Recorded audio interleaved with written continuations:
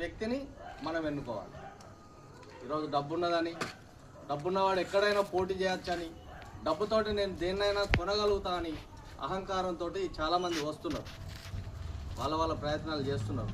నిన్న మొన్నటి వరకు వాడు ప్రాంతీయేతరుడు, పరాయి వాడు, మన డివిజన్లకు రాణించే సవాలే లేదు అన్న వ్యక్తులు కూడా ఈరోజు మళ్ళీ అయినబడి తిరుగుతారు.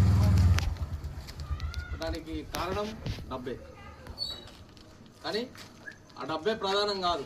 ఆయన ఇచ్చే ఈ 1000 రూపాయలకో, ఆయన చూస్తానన్న 500 ఓపీ ఫీజుకో ఆశపడి 5 సంవత్సరాల మన బతుకును ఆయన గుప్పిట్లా పెట్టద్దని నేను మీ అందరిని వేడుకుంటాను. ఏదైనా కూడా ఆయన ఈరోజు ప్రజాసేవకునిగా వస్తలేడు, ప్రజానాయకునిగా వస్తలేడు. ఆయన కేవలం వ్యాపారస్తునిగానే వస్తున్నాడు. ఆయన వ్యాపారాలు కాపాడుకోవడానికి, ఆయన వ్యాపారాలు విస్తరించుకోవడానికి మన డివిజన్ని ఒక వేదికగా ఎంచుకున్నాడు. మన డివిజన్ ప్రజలు అంత అమాయకులు కాదు. మా డివిజన్ ప్రజలు చాలా చైతన్యవంతులు. మీకు చెంపపెట్టు లాంటి తీర్పును 11వ తారీఖు రోజు ఇవ్వబోతున్నారు.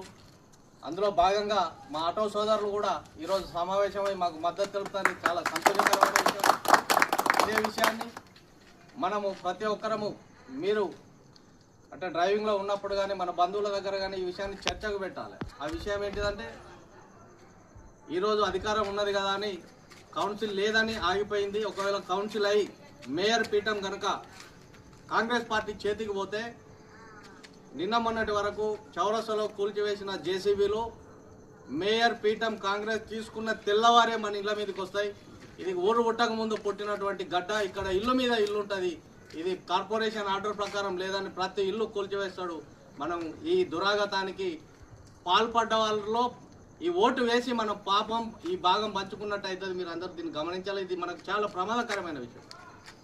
ఈ విషయం కూడా మీరు అందరితో చర్చ పెట్టాలి. మనకి ఇంతటి నష్టం జరుగుతుందని. 100కి 100 రూపాయలు జరిగేది ఇదే. నేను ముట్టను అంటే 100% ముడతాండు. 2 సంవత్సరాల నుంచి అదే జరుగుతుంది. మా లైను మంచిగానే ఉన్నది, మాకు ఎస్టాబ్లిష్ చేయకండి